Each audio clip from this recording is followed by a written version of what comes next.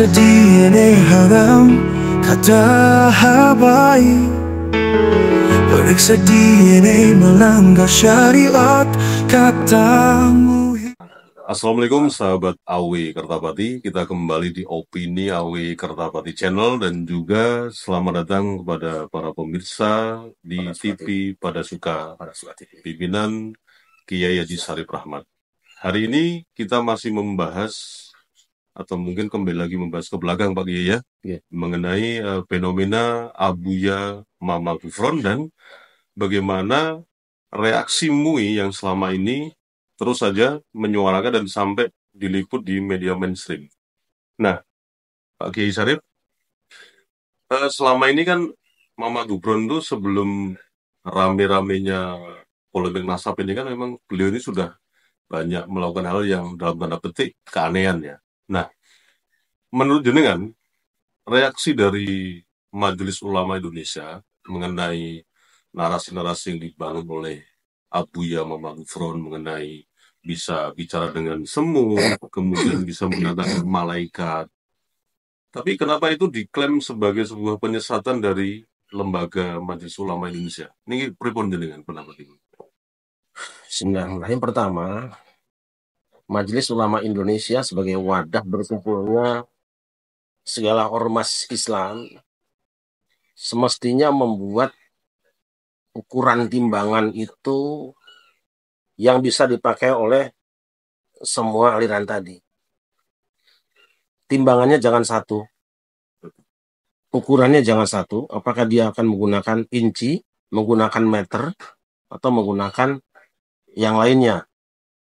Sebab ketika cuma punya satu wadah, maka akan ada hidangan-hidangan yang tidak bisa disajikan dengan wadah tadi. Maksud saya begini, bahwa kita sepakat merujuk Al-Quran dan Sunnah sebagai rujukan kita dalam beragama. Tetapi pemahaman manusia terhadap Quran dan Sunnah itu bukan Quran dan Sunnah. Itu yang sering saya sampaikan. Kita sepakat umat Islam merujuk dan percaya kepada Al-Quran. Tapi pemahaman manusia terhadap Al-Quran yang dibaca itu bukan Al-Quran. Kita sepakat dengan hadis. Tetapi pemikiran yang dihasilkan dari membaca hadis itu bukan hadis.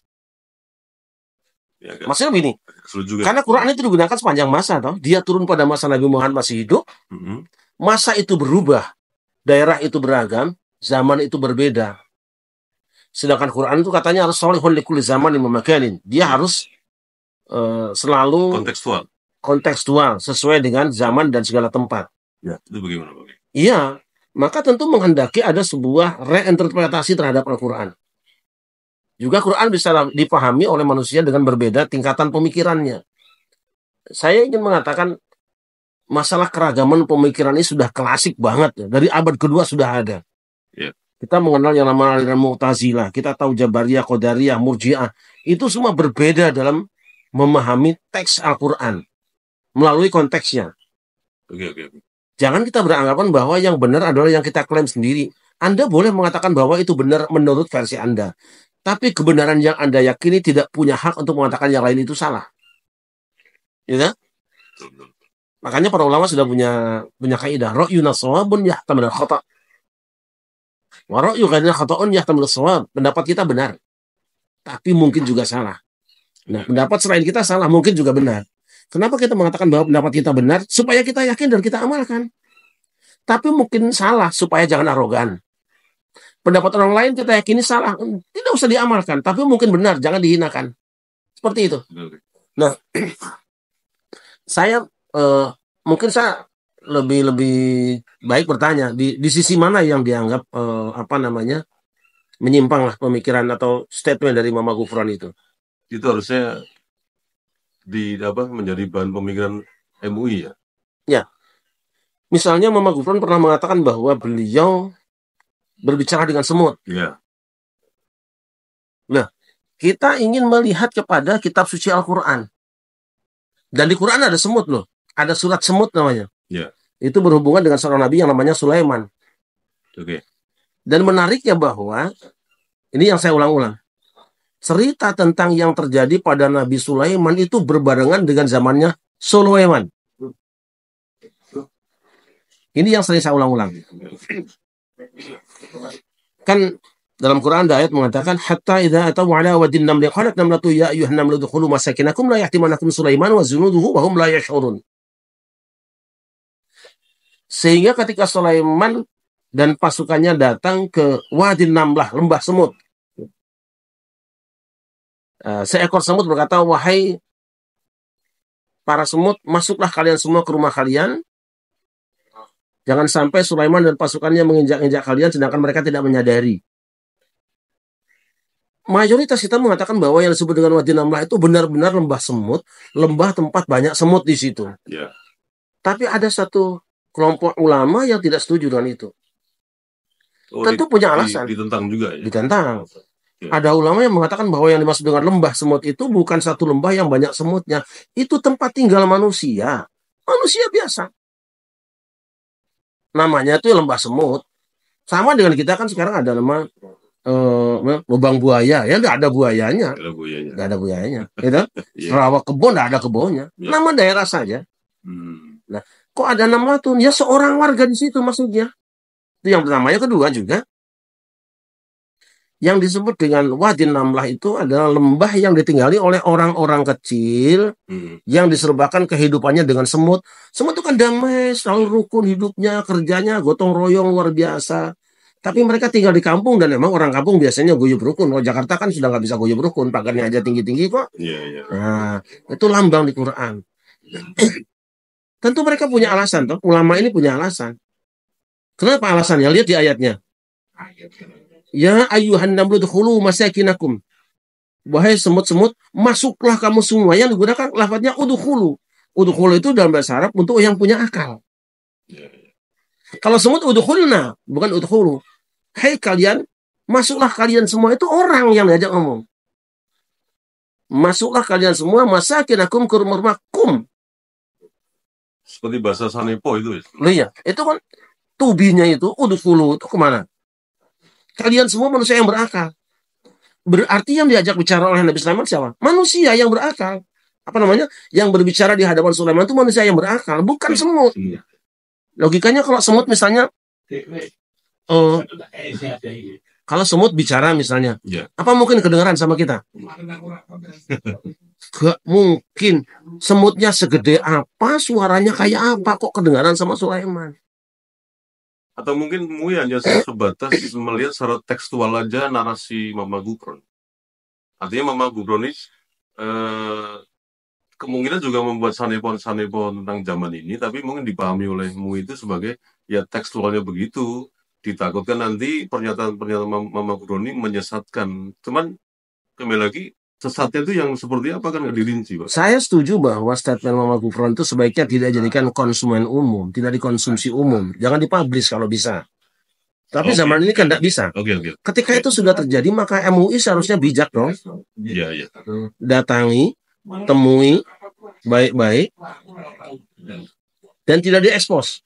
Apalagi ada salah seorang ketua MUI bikin statement di YouTube ngobrol kan, di TV juga ngomong. Oke. Saya maunya TV ngundang saya dia ngobrol. Ya kan? Sama dengan di beberapa kali TV kita ajak ngobrol. Ayo kita bicara baik-baik. Kalau memang sudah terlanjur di TV. Jangan dibiarkan in absentia. Seolah-olah Mama Gufron itu dijadikan sebagai tersangka yang sama sekali nggak punya kebenaran. Nah, tapi paling tidak saya memberikan pertimbangan pada orang-orang awam seperti saya, bahwa ada di lingkungan para mufassirin, para ulama yang jago-jago yang besar-besar, yang mengatakan bahwa yang dimaksud dengan semut di ayat itu yang diajak cakap-cakap Sulaiman bukan semut beneran, manusia. Bukan semut Bukan semut, bukan. Nah, kalau begitu gini. Ketika dalam Al-Quran membolehkan orang menyebut kata semut untuk manusia, lalu seseorang mengatakan, saya bicara kepada semut, tentu maksudnya adalah seperti dalam konteks Sulaiman. Saya bicara dengan jamaah gitu loh. Kenapa tidak berbaik sangka ke sana dulu? Dan itu juga tidak melemahkan atau mengejustifikasi atau bahkan menghina kelompok lain kan? Tidak, sama sekali. Hanya perumpamaan semut, ular, kodok, bahkan bisa mendatangkan malaikat itu kan hanya Kalau menurut saya pribadi sih itu perumpamaan, Nah, bukan iya. verbal. Saya bisa dalam tanda petik dukun ya.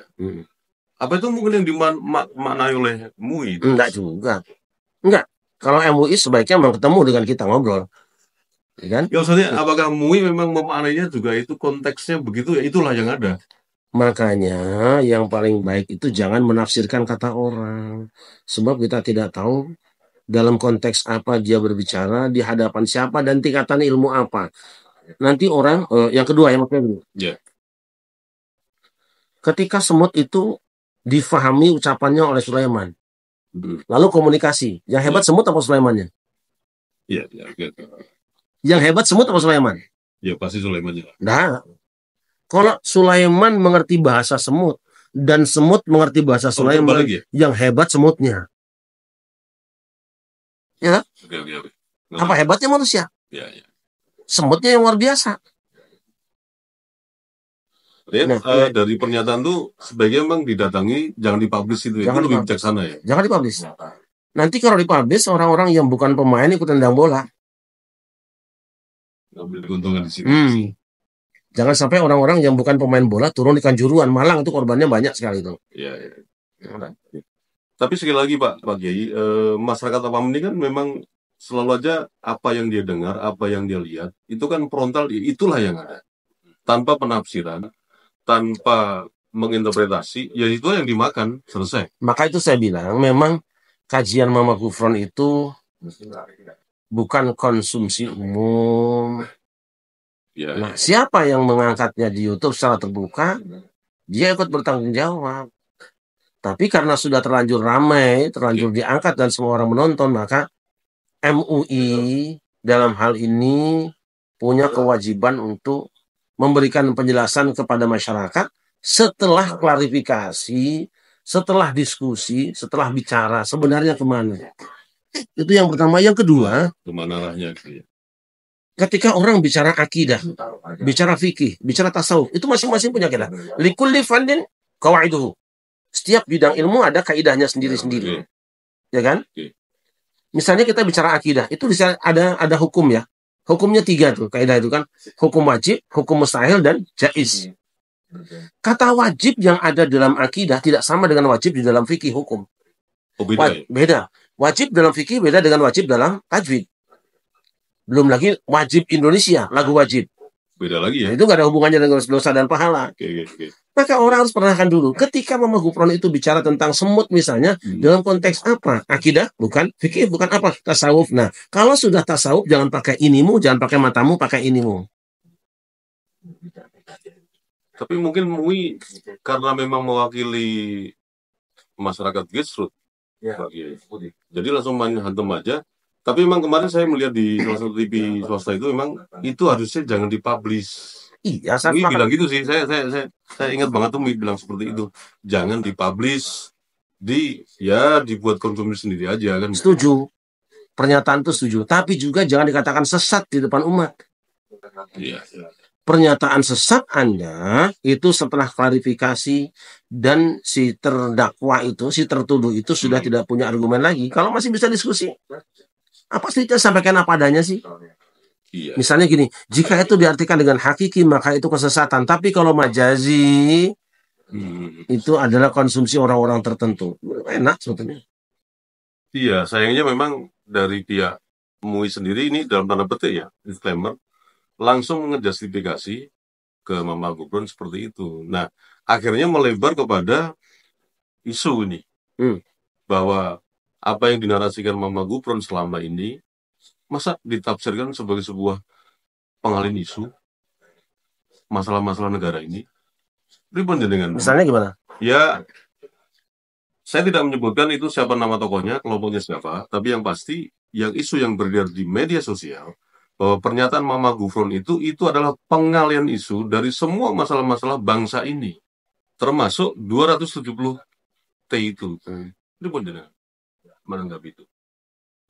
Tidak ada satu ayat atau hadis yang menyuruh kita bersangka ke orang. Tabayun semuanya. Jangankan cuma kabar angin, informasi yang datang pada kita, fatabayyanu, klarifikasi, tabayun. Gitu loh. Ya. Tapi ada hal lain yang menarik, mungkin ini juga jurus istilahnya jurus mabuk Mama Gufron ya. Ada isu-isu yang seharusnya sudah lebih direspon oleh MUI, tapi MUI kan selama ini masih agak budak, mohon maaf ya, terang aja lah. Iya Pak. Jadi aja. Teman-teman saya ini MUI-nya sekarang Siap. gini. Ada orang ngaku bisa mi'raj 70 kali ke Sidratil Muntaha. Oh iya, saya lupain. MUI diam. Ya? Iya. Ada orang mengatakan bahwa ada orang yang selama 40 tahun sholat subuh dengan wudhu dari Isya. Ya. Dia diam. Diam. Ada orang yang mengatakan bahwa Indonesia ini milik Aulia Tarim. Ya. MUI juga diam. Diam. Ada yang bilang bahwa ada orang sekali duduk baca Yasin 90.000 kali. Ya. Juga diam. Satu nafas. Ada pemalsuan kuburan. Diam. Lebih fatal lagi. Ada pemalsuan lambang burung Garuda, merah putih, kemerdekaan. Sejarah Hindu. Sejarah NU, tarekat. Diam. Iya. MUI kerja mopo. Tuh. Kok begitu muncul Mama Gufron langsung bereaksi? Ini bukti tidak adilnya. Oke. Dulu sempat mencuat juga masalah-masalah perdukunan. Jadi istilah dukun tangan buang. Nggak bisa sebenarnya. Dukun itu bahasa kita. Saya bahagia kalau satu saat dokter diganti dengan dukun. Saya bahagia. Saya nggak takut ngomong ini. Itu bahasa kita. Kok takut amat sih? Iya. Ya tak? Tapi menurut Pak Kiai, pertimbangan MUI langsung menggeruduk Mama Gufron ini apa sih motifnya sebetulnya? Ya tanya MUI-nya dong. Tanya. Selama ini kalian gawenya apa? Masa perkara kecil aja ribut, yang gede-gede diam. Ini negara mau digoncang kok diam kalian. Gitu. Ya, saya bukan membela ya Pak Kiai. Bahkan konten-konten Mama Gufron ini 2 tahun yang lalu loh itu munculnya. Ya memang sudah lama. Sudah kan? lama. Belum nggak baru-baru ini. Artinya nggak fresh itu. Iya, tapi sebenarnya Mama Gufron itu sama dengan kita mungkin lah ya. Para kanjeng itu sadar itu bahwa ada sesuatu di negeri ini yang dilakukan sekelompok orang, tetapi lembaga-lembaga keagamaan yang dianggap valid dan dipercaya diam. Ini kan munculnya reaksi dari itu semua. Apa itu bentuk juga anekdot dari Mama Gufron ya? Bisa dengan ini dalam tanda petik ya, agak melebar dikit, artinya anekdot Mama Gufron ini itulah cerminan Indonesia hari ini. Bener. Sekarang gini, kan peribahasa orang tua kita dulu kan, semut seberang lautan jelas kelihatan, gajah di pelupuk mata. Nggak kelihatan. Kita ini udah picak. Ini masalah gede banget loh, masalah gede banget. Bahwa udah banyak banget lah ya, udah kita baca sekarang tentang nasab, tentang kuburan, tentang segala macam, tentang sejarah perjuangan Indonesia. Kemerdekaan ditentukan oleh siapa? Gak mungkin MUI nggak baca itu toh. Memang nggak punya handphone apa nggak punya YouTube? Bahkan PBNU cuma ngambil soal sejarah pendirian NU yang dibelokkan, itu pun udah kemarin. Ini munculnya udah lama loh padahal. Pembelokan sejarah NU ini. Iya. Nah, Mama Gufron itu, statement beliau itu merupakan letupan yang sudah lama. Dan waktu meletup itu dianggap nggak ada harganya karena nggak bisa dijual, nggak bisa digoreng. Nah sekarang kan ada penggorengannya. Ada penggorengannya masalahnya. Gitu loh. Jadi saya lagi ingin mengatakan begini.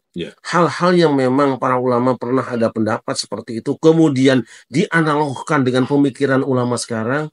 Sebelum kamu kritisi, sebelum kamu salahkan, maka awali terlebih dahulu, baca kembali pembahasan ulama-ulama terdahulu, gitu loh. Misalnya gini, dulu orang itu mayoritas ulama mengatakan bahwa sihir itu ada betul, ada hakikatnya, gitu. Itu mayoritas ulama. Tapi ada juga yang tidak meyakini bahwa itu hanya takhayulat dan sya'badah, sulap lah. Pendapat itu kita hargai. Walaupun mungkin salah, tetapi kita hargai. Ketika mencuat hari ini orang-orang yang memainkan sulap dan itu dibahasakan dengan sihir, ya biarin aja ada yang mengatakan seperti itu. Gitu loh. Dulu kan belum konangan. Dan mereka punya dasar. Dasarnya juga Quran sama dengan kita juga. Dan nggak mesti itu memang sihir kan kalau sulap. Nah, loh. Kita bisa dulu waktu zaman SD kan tahu sulap tuh, wah itu tukang sihir tuh. Padahal kecepatan dia kan.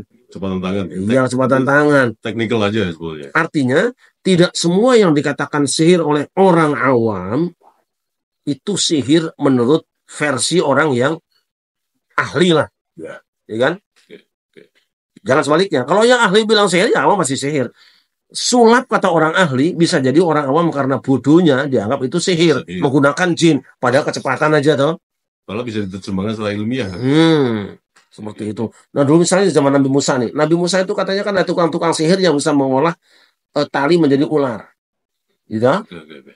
Benar nggak itu ular beneran? Para ulama mengatakan itu bukan ular benar. Bukan tali ya tali. Tapi saharu ayunan nas. Mereka yang mereka sihir itu mata manusia, bukan talinya.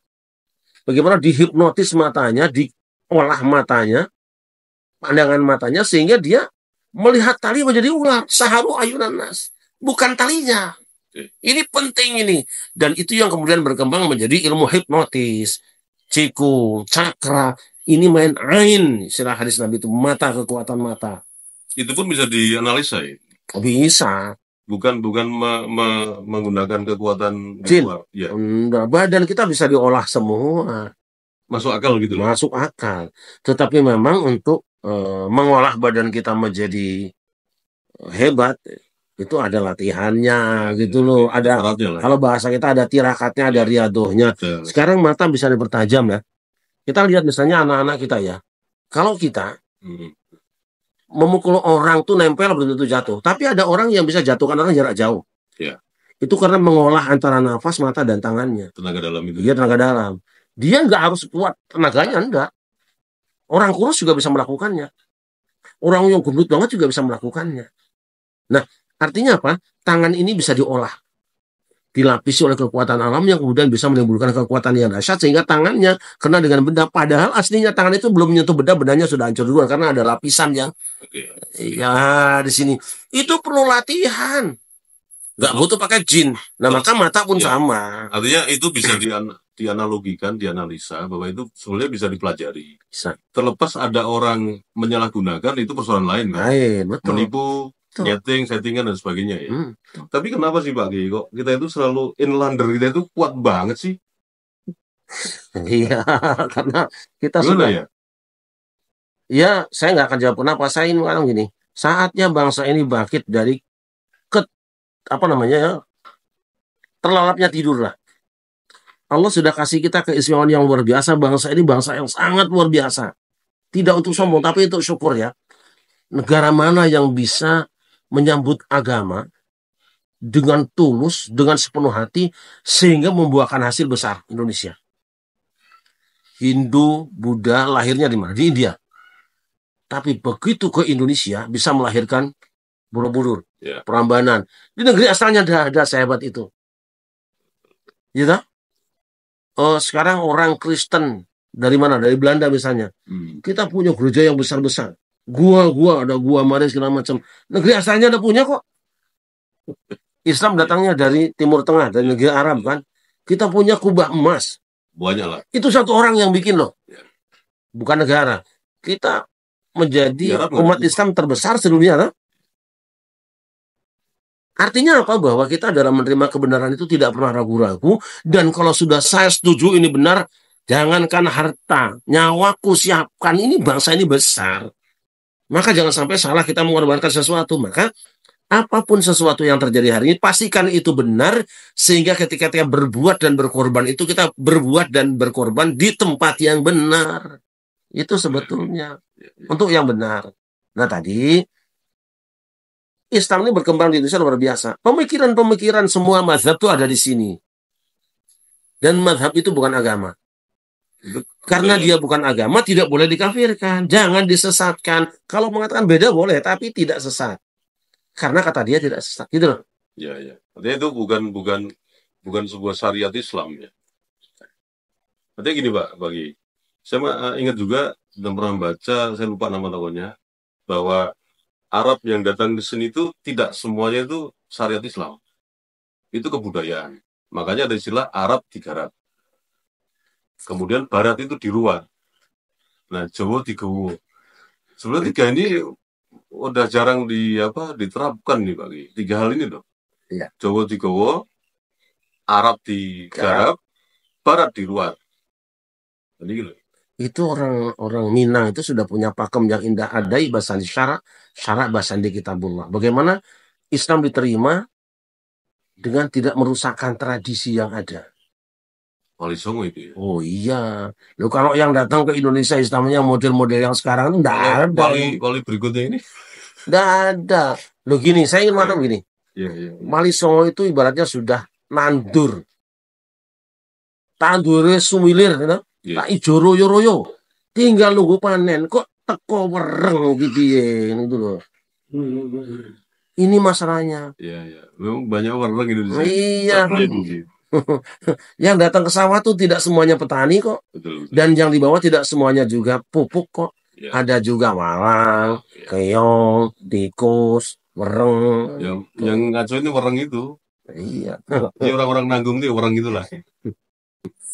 Sayangnya namanya padi tidak pernah bisa menolak. Iya. Oke. Bangsa kita ini jangan kayak padi, kudu bisa menolak, kudu punya duri hari ini, punya harga diri. Gitu. Istilah makin berbuah makin menuduh itu. Maksudnya itu atau gimana? Enggak, pohon padi kan memang tidak berakal. Oh, bukan falsafah. Akibatnya semua hama bisa seenaknya masuk. Jadi saatnya sekarang anak-anak padi ini dihidupkan akalnya. Gitu. Anak-anak bangsa ini jangan melulu cuma digosok nuraninya, tapi juga akalnya. Mbok yo mikir gitu loh. Iya. Iya, kita kan selama ini baik sangka terus. Ya, basicnya hanya digerus soal yang riak-riakan gitu loh. Iya. Ini bergendiro, blak, takbir, itu kan. Nah, kita kembali ke Mama Gufron. Mama Gufron mengatakan saya bicara pada semut. Tapi dia bilang nggak, semut ngerti. Bilang nggak? Enggak. Ebit juga bilang kan, coba tanya pada rumput yang bergoyang. Apa ngerti rumputnya? Biasa aja lah. Dan Mui waktu itu juga diem aja. Coba kita bertanya pada rumput yang bergoyang. Iya, kan, orang betul, seni, orang spiritual, orang tasawuf itu memperlakukan alam seolah-olah teman hidupnya yang bisa bercakap-cakap. Bahkan itu viral itu kan. Iya. Mui diem aja. Oke. Itu kan? Ya harusnya di investigasinya Mama Gufron bicara dengan semut. Iya. Semutnya jawab enggak? Lah iya kan? Harusnya begitu ya. Lah iya. Oh dia nggak bilang kok semutnya ngomong ke saya. Dan lalu dihantam sesat itu ya. Ya, yang sementara 1 jam 1 napas itu bisa sekian ribuan zikir itu juga didiemin aja ya. Iya. Oke. Ya kan? Sekarang ada lagi misalnya pernyataan bahwa bisa mengundang malaikat. Ya. Kan ayatnya ada. Maksudnya memang bisa itu. Bisa. Semua manusia. Iya. Dengan syarat Innal ladzina qalu rabbuna Allah tsumma istaqamu tatanazzalu 'alaihimul malaikatu alla takhafu wa la tahzanu wa abshiru bil jannati allati kuntum tu'adun nahnu awliyaakum fil hayatid dunya wa fil akhirah wa lakum fiha ma tashtahi anfusukum wa lakum fiha ma tad'un nuzulan min ghafurir rahim. Nuzulan min ghafurir rahim itu jelas.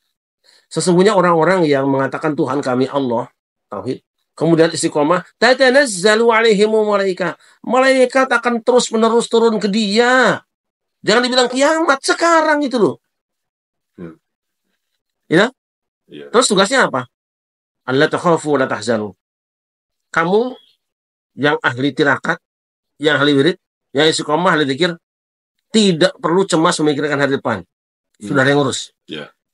Alam akan bergerak melayani kamu. Wa la tahzanu. Apa yang terjadi kemarin? Jangan kau sedihkan. Ganti mulai baik ke depan. Wa abshiru bi jannatil lati kuntum tu'adun, dan bergembira kamu semua dengan jannah yang sudah kami janjikan buat kamu semua. Sudah disiapkan.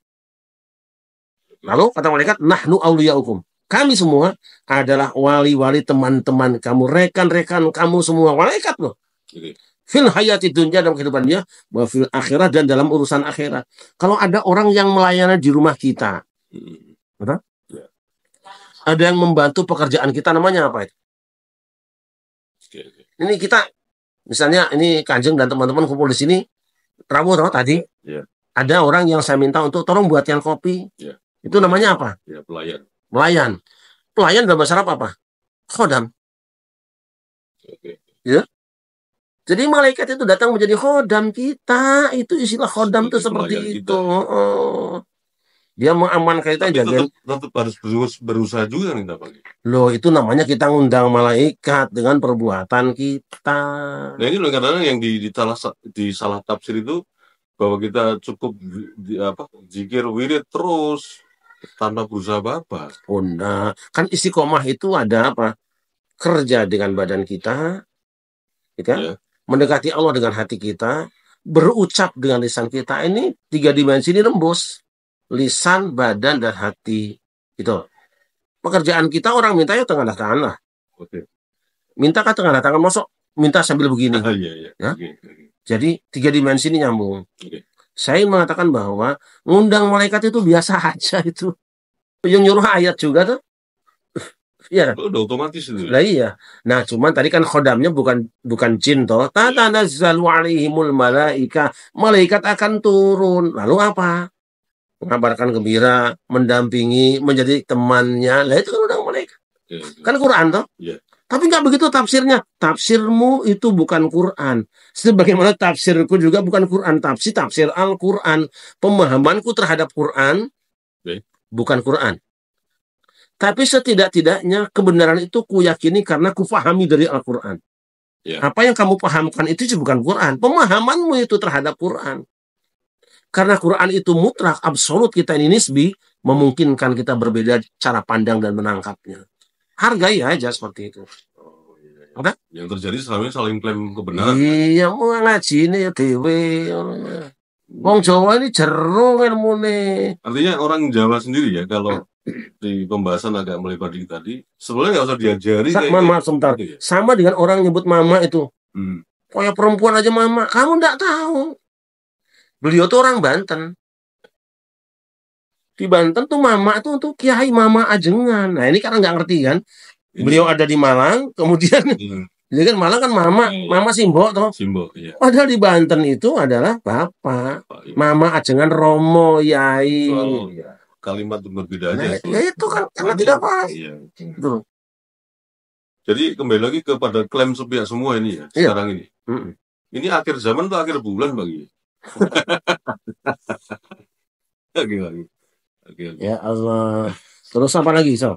Saya tidak membela Maghfurun, tidak. Iya, sama. Saya membuka pemikiran, cobalah ketika engkau menemukan seorang tokoh, seorang ulama berbicara yang tidak kamu pahami, jangan dinilai salah. Sebab apa sih? An-nasu a'da'u ma jahilu. Manusia itu musuh bagi yang dia tidak tahu. Iya. Kita tidak membayangkan ada orang yang bisa melompat sampai tinggi, muter-muter, jungkir balik. Ngukur awake dhewe. Lo atlet yo pinter toh. Tuh. Lagi tanya mes saja badminton net melulu. Jangan menganggap bahwa itu tidak mungkin. Ini buktinya saya. Kok buktinya kamu? Kalau saya pernah juga ke Mama Gufron waktu itu. Terus kemarin sempat komunikasi dengan santrinya. Mama Gufron sendiri juga kaget. Kok jadi begini saya sih? Jadi bingung gitu loh. Ya saya memang itu udah lama saya melakukan seperti itu, tapi bukan untuk tujuan tertentu, tujuan untuk menyesatkan nggak ada. Saya juga bingung kenapa kok jadi meledak begini gitu. Itu yang dari pihak Mama Gufron sendiri gitu. Nah makanya ini memang kayaknya kepentingan tertentu Pak Ki, terlepas pro dan kontra ya.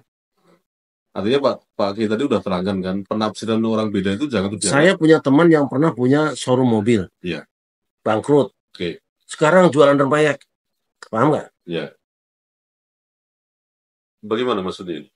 Masa nggak ngerti. Kemarin dia punya showroom mobil. Iya. Tapi karena gimana akhirnya bangkrut. Toh dia kan harus butuh menghidupi lanjutan toh. Ya. Dia punya anak, punya istri. Dia jualan rempeyek hari ini. Terpaksa nggak ada yang dijual. Udah paham kan? Oke. Sip. Dan kalau mau jual yang lain takut dia. Oh iya. Siap. Oke Pak Kiai. Luar biasa pencerahan dari Pak Kiai Syarif Rahmat hari ini soal Mama Gufron yang sebetulnya ya itu nggak usah dilebih-lebihkan. Cukup didatangi dan nggak perlu diekspos segala macam. Itu Pak Kiai. Saya akan datang ke beliau dan saya minta beliau kalau lewat mampir ke sini. Siap. Bukan itu apa-apa. Saya juga harus sinau. Saya juga harus ngaji, harus belajar. Iya, iya. Tapi harapan saya beginilah. MUI itu saya anggap sebagai PSSI-nya. Oke. Gitu? Jangan membiarkan ada penonton turun lapangan. Caranya kamu yang profesional. Judulnya sudah majelis ulama. Jangan majelis uring-uringan. Gitu? Oke. Siap. Jangan biarkan orang awam ikut bicara masalah ini. Caranya gimana? Ketika ada riak seperti ini, terlebih dahulu tunggu ya, kami tak bicara dulu. Ya. Tunggu, jangan malah terus belum apa-apa sudah komentar negatif. Malah disiram bensin. Iya, saya gini. Ya sudah gini aja, MUI ketemu, kepethuk, ngobrol. Nanti aku yang liput nggak apa-apa, video, diskusi sampai selesai. Oke. Gitu? Mantap. Jangan dilempar di jalanan. Nanti ditendang anak-anak. Nyenter rumah Liar orang. semua ntar. Iya. Bolanya kemana-mana. Ya mohon maaf lah, saya belajar mazhab itu mungkin 7 mazhab saya pelajari lah. Nggak bisa-bisa tapi ya punya kitabnya saya semua. Jadi hati-hati, semakin kita banyak referensi, semakin kita baca, jadi ngeri juga lah untuk memvonis orang. Karena sesungguhnya apa sih? Air hujan tuh turunnya dari langit. Ya. Tapi tumbuhnya beda. Kalau di Arab tumbuhnya ya panennya kurma. Beda. Kalau di Malang yang panennya apel. Ya. Kalau Palembang yang panennya duku. Kalau Parung yang panennya duren. Kalau di Brebes ya panennya bawang. Jangan orang Brebes mengatakan yang asli air hujan ya cuma bawang. Kowe yang ngerti ini kampungmu dewe. Betul. Jalan-jalan kampung orang. Begitulah Quran diturunkan dari langit, jatuh di negeri yang beda, tampilannya beda. Beda. Kalau di Indonesia tampilannya kayak gini. Iya. Gitu. Ya, artinya jangan sampai kita setiap kali datang ke migrasi ke suatu wilayah yang baru, kita masih terus di halusinasi wilayah kita aslinya. Itu kan juga tidak Dan bagus penting juga. lagi juga kita sampaikan, saya kalau di Mekah, di Madinah, kalau naik haji, kalau umroh, Ya. pasti minumnya air zam-zam. Ya. Dan saya makannya kurma. Gitu? Jangan paksakan itu jadi makan orang sini, walaupun saya suka. Ya. Saya makan kurma. Kenapa? Karena wafil ardi qita'um mutajawirat. Tiap bumi itu ada potongan yang berdampingan. Jadi, apa orang Jawa nyebutnya mancing ngaji roso. Nah, gitu. Ya. Di mana bumi dipijak, Disitulah di situ langit dijunjung. dijunjung. Saya akan mengikuti apa yang ada di situ dan saya tidak akan berkomentar. Hatta soal ibadah. Di Mekah, Madinah kita sholat subuh nggak ada kunut, terus melok wae. Ya. Jangan ngayal kunut sendirian. Imamnya nggak baca bismillah, jangan bilang subhanallah, mam kurang bismillah, nggak usah. Iya. Itu soal bedo. Ya. Bukan salah, soal bedo. Soal itu ya. Saya seperti itu. Jadi memang itu harus mengadaptasi ya. Manjing ngaji roso itu jimatnya orang tua kita dulu toh. Bukan malah kemaki kemana-mana ya. Iya. Masuklah ke dalam jiwa orang, lalu sikapi dia. Ya, Jangan rasamu dewe untuk ngantem orang no. ya itu. Itu yang tren sekarang begitu. Iya, saya nggak mau. Iya. Makanya orang nyebut saya Syiah, orang saya nyebut saya Wahabi, terserah sakarepmu. Tapi yang ada di hati saya adalah bagaimana teman-teman tetap hidup rukun damai dalam keragaman. Kita bisa bercanda walaupun beda. Kita bisa bersama walaupun tidak sama. Pak Kiai, mungkin ada resume atau kesimpulannya dari soal Mama Putro ini yang nanti mungkin rencana jenengan ajeng datang ke sana dan bisa juga memfasilitasi MUI lokal sana untuk berdiskusi. Ya, biasakanlah untuk sadar diri bahwa kita diciptakan berbeda. Itu aja. Oke. Biasakanlah untuk rela bahwa kita hidup dalam keragaman.